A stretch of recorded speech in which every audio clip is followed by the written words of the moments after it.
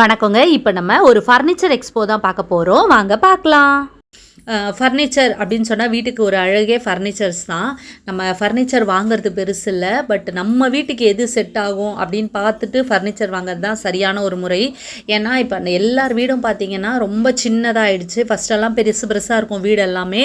இப்போ rented house அந்த மாதிரி லீஸுக்கு இந்த மாதிரிலாம் நம்ம போகிறதால ஃபர்னிச்சர் வாங்கும்பொழுது ரொம்ப நம்ம வீட்டுக்கு எப்படி இருக்குமோ காம்பேக்டாக வாங்கணும் அப்படிங்கிறதுக்காக அதுக்கான ஒரு பதிவு தாங்க இது. என்னென்ன ஃபர்னிச்சர்ஸ்லாம் இருக்குது அப்படின்றத இந்த பதிவில் நம்ம பார்க்கலாங்க. எப்படிலாம் அதாவது ஸ்டோரேஜ் ஃபர்னிச்சர்ஸ்லாம் இப்போ நிறைய வந்துடுச்சு, அதை தான் பார்க்க போகிறோம். இப்போ நம்ம பார்க்குறது டைனிங் டேபிளுங்க. டைனிங் டேபிள்லேயே மார்பிள் டைனிங் டேபிளுங்க. அதை தான் இப்போ நம்ம பார்த்துட்ருக்கோம். எல்லா வெரைட்டி டைனிங் டேபிளும் இருக்குது. இது ஃபுல்லாக வுட்டுலேயே நல்லா அழகாக இதெல்லாம் பண்ணியிருக்காங்க, டிசைன்லாம் பண்ணி இது பண்ணியிருக்காங்க. இதுக்கு 4 சேரும் கொடுத்துருக்காங்க. இது ஒரு மாடல். இந்த மாதிரி நிறைய மாடல்ஸ்லாம் வச்சுருக்காங்க இவங்க. அதே மாதிரி காம்பேக்டாக சின்னதாக வேணும் அப்படிங்கிறவங்களுக்கு இந்த மாதிரி இருக்குது. இது வீட்டில் ஊஞ்சல் செட்டப் வேணும், சில பேர் வுட்டில் வைப்பாங்க. இது நம்ம இரும்பில் தான் இருக்குது, நல்லாவே இருக்குங்க. அதே மாதிரி பெட்டு 2 குழந்தை இருக்கும்போது பெட்டு போட இடம் இல்லை அப்படிங்கிறவங்களுக்கு கீழே ஒன்று மேலே ஒன்று அப்படின்னு சொல்லிட்டு இப்போ 2 in 1 வருது. பசங்க விழாமல் இருக்கிறதுக்கு அந்த இதுவும் கொடுத்துருக்காங்க, விழாமல் இருக்கிறதுக்கு. ஸோ அதுலேயே பெருசாக இருக்குது, சின்னதுலேயும் அதே மாதிரி காட்டு சின்ன காட்டும் கொடுத்துருக்காங்க. நெக்ஸ்ட்டு நம்ம பார்க்குறது ஸ்டோரேஜ் டேபிள்னு சொல்லலாம். அதாவது இதை நம்ம எழுதுறதுக்கும் யூஸ் பண்ணிக்கலாம், ஸ்டோரேஜாகவும் யூஸ் பண்ணிக்கலாம். பாருங்களேன், இப்போ நீங்கள் இதில் உட்காந்து நம்ம ஏதாவது வேலை செய்கிறோம், எழுதுகிறோம் அப்படின்னா நம்ம இப்படி உட்காந்து நல்லா எழுதிக்கலாம். எழுதி முடித்த உடனே அப்படியே இந்த பக்கம் திருப்பிக்கிட்டிங்கன்னா அழகாக சேர் மாதிரி நம்ம அழகாக உட்காந்துக்கலாம். அது மட்டும் இல்லைங்க, இது ஒரு ஸ்டோரேஜ். இப்போ நீங்கள் ஓப்பன் பண்ணிங்கன்னா இதில் நமக்கு தேவையான ஏதாவது புக்ஸை வச்சு நீங்கள் எழுதுறீங்கன்னா அந்த புக்ஸு, பென்னு, அந்த இதெல்லாமே முக்கியமான திங்ஸ் எல்லாமே கூட இந்த சேர்லேயே வச்சிடலாம். ஸோ இப்படிலாங்க ஸ்டோரேஜ் டேபிள். இப்போ இருக்க வீட்டுக்கு லைஃப் ஸ்டைலுக்கு இந்த மாதிரி வாங்கினீங்கன்னா தான் உங்களுக்கு ரொம்ப ஈஸியாக இருக்கும். வீட்டில் எல்லாத்தையுமே அடைச்சி வைக்காமல் அதை அழகழகாக வைக்கலாம். இது ஒரு ஊஞ்சல் மாதிரி டேபிள். இதில் நான் உட்காந்து பார்த்தேன், பட் இது எப்படி அதாவது ஈச்சர்னு சொல்லுவாங்க பார்த்தீங்களா, அந்த மாதிரி தான் இப்போ இந்த மாதிரி வந்திருக்கு. பட் எனக்கு கொஞ்சம் பயமாகவே இருந்துச்சு, ஆடும்போது எங்கடா கீழே விழுந்துரும். பட் என்ன ஆடினாலும் சரி, ஈச்சர் ஒரு பொசிஷனுக்கு வரும் பார்த்தீங்களா, அந்த மாதிரி தான். இது கீழே விழ மாட்டோம். இப்படியும் வந்திருக்குங்க இரும்பில். இது நல்லா காலை நல்லா நீட்டி உட்காந்து பெரியவங்கெல்லாம் உட்காருவாங்க பார்த்தீங்களா, அந்த மாதிரி இதில் நல்லா எவ்வளோ வேணால் சாஞ்சு நம்ம ஜாலியாக உட்காரலாம். அந்த மாதிரி ஒரு இதுதான் இது பார்த்திங்கன்னா நமக்கு இதுவும் ஒரு இதுதான் சேரு. எல்லாத்துக்கும் ஒரு பேர் இருக்குது. இது பாருங்கள், ஊஞ்சல் டைப்பு. நல்லா நம்ம அழகாக ஜாலியாக அப்படி நம்ம சாஞ்சு ஆடவே வேணாம், அதுவே நம்மளை ஆட்டி விடும், சுகமாக இருக்கும். ஸோ அந்த மாதிரிலாம் நிறைய வந்துடுச்சுங்க இப்போ. ஸோ அதை தான் இப்போ நம்ம பார்த்துட்ருக்கோம். இப்போ நம்ம பார்க்குறது சோஃபா கம் பெட்டுங்க. இப்போ நம்ம பார்க்குறது சோஃபா மாதிரி இருக்கா.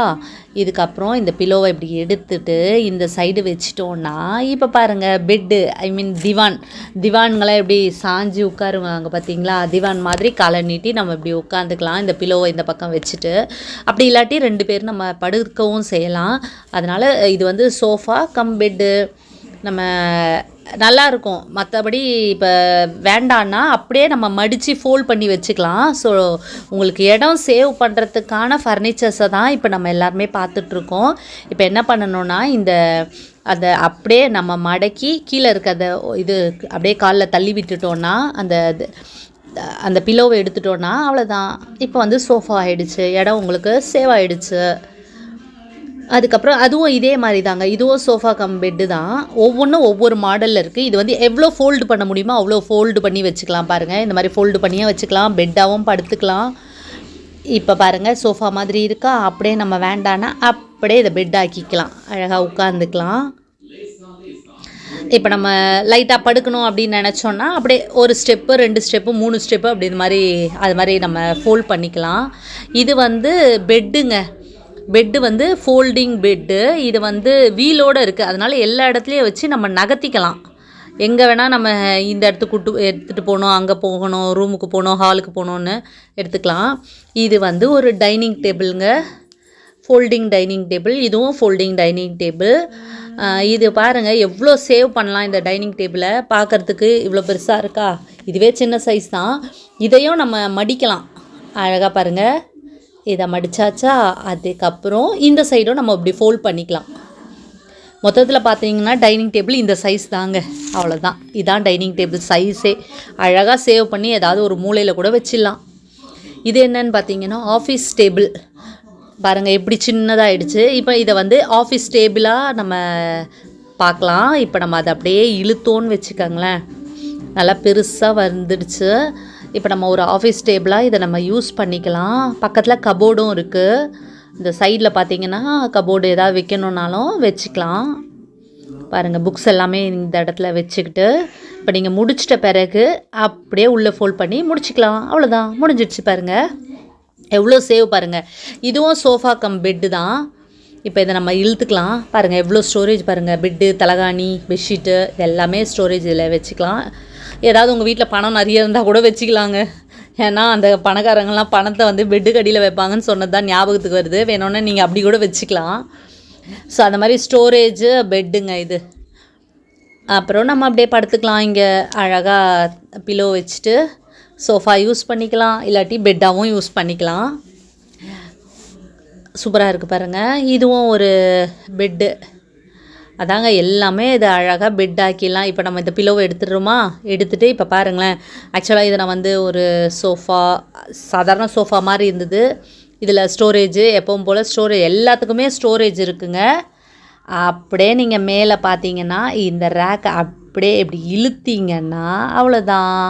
ஒரு காட்டு, வால் காட்டு பெட்டுன்னு சொல்லலாம். வாலில் நமக்கு பெட் இருந்ததே தெரில பாருங்களேன்.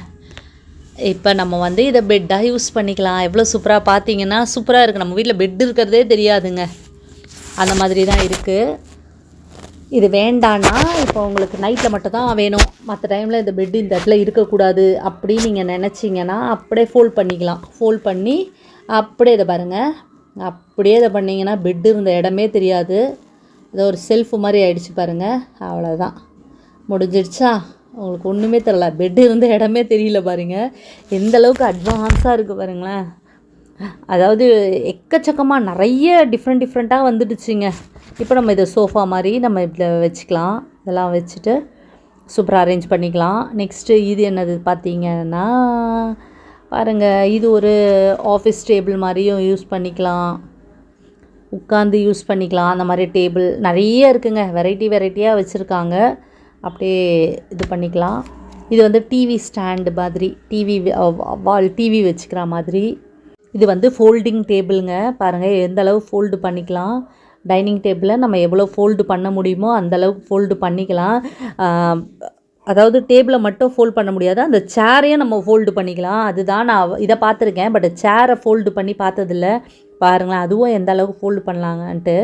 பாருங்கள் சேரை அழகாக இப்படி ஃபோல்ட் பண்ணி வச்சாச்சு. அவ்வளோதான், முடிஞ்சிடுச்சுங்க.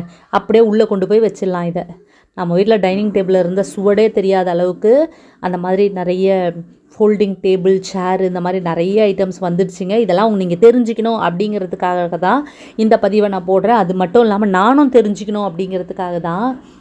இது என்னன்னு பார்த்தீங்கன்னா, நம்ம ஒரு உட்காந்து வேலை செய்கிற ஒரு டேபிள். நம்ம படிக்கிறோம், எழுதுகிறோம், அப்போ நீங்கள் என்ன பண்ணலாம், இதில் உட்காந்துக்கலாங்க. ஸ்டோரேஜும் இருக்குது. இப்போ நீங்கள் உட்காந்துக்கங்க. இதில் நம்ம இப்போ உட்காந்துட்டோன்னு வச்சுக்கோங்களேன். இப்படி நம்ம உட்காந்துட்டு நம்ம எழுதணும் அப்படின்னு நினச்சிங்கன்னா இதை கொஞ்சம் இப்படி முன்னாடி கொண்டு வந்துட்டு அழகாக இப்படி உட்காந்து நம்ம எழுதிக்கலாம். எழுதிட்டு வேண்டான்னா இதை நம்ம ஃபோல்ட் பண்ணிக்கலாம். அவ்வளோதாங்க. எவ்வளோ சூப்பராக இருக்குது பாருங்கள். நிறைய டேபிள்ஸ் அட்வான்ஸாக இருக்குங்க. அதாவது நம்ம வீட்டுக்கு எது தேவையோ, நம்ம வீடு எவ்வளோ சின்னதாக இருந்தாலும் நம்ம இந்த மாதிரிலாம் ஃபர்னிச்சர் வாங்கலாம். இது வந்து டக்குன்னு பார்த்தா ஒரு ஜஸ்ட்டு ஒரு சேரு அந்த மாதிரிலாம் நினைப்போம். பட் இது வந்து ட்ரெஸ்ஸிங் டேபிளுங்க. ட்ரெஸ்ஸிங் டேபிள் என்னென்ன வைக்கணுமோ அதெல்லாம் வச்சுக்கலாம். ஸ்டூலும் இருக்குது, கண்ணாடி இதெல்லாமே இருக்குது. இது எல்லாமே ட்ரெஸ்ஸிங் டேபிள். ஆனால் வந்து நமக்கு தெரியவே தெரியாது. இப்போ கொஞ்சம் நேரத்தில் பாருங்கள், இது எல்லாமே க்ளோஸ் பண்ணிட்டா இது ஏதோ ஒரு இது மாதிரி இருக்குது, ரேக் மாதிரி இருக்குது. ஆனால் இது ஒரு ட்ரெஸ்ஸிங் டேபிள். ஓகேங்க, இப்போ நான் உங்களுக்கு நிறைய ஃபர்னிச்சர்லாம் காட்டினேன். நீங்கள் எல்லாமே பார்த்தீங்க. இந்த கடையில் தான் வாங்கணும், அந்த கடையில் தான் வாங்கணும் அப்படின்ற சொல்கிறதுக்காக நான் இந்த பதிவை போடலை. உங்கள் வீட்டுக்கு எது தேவையோ, அதாவது நம்ம வீடு எந்த சைஸ் இருக்கோ அந்த சைஸில் பார்த்து உங்களுக்கு ஏற்ற மாதிரி ஃபர்னிச்சர் நீங்கள் வாங்கணும் அப்படின்றதுக்காக தான் இந்த நான் பதிவை போட்டிருக்கேன்.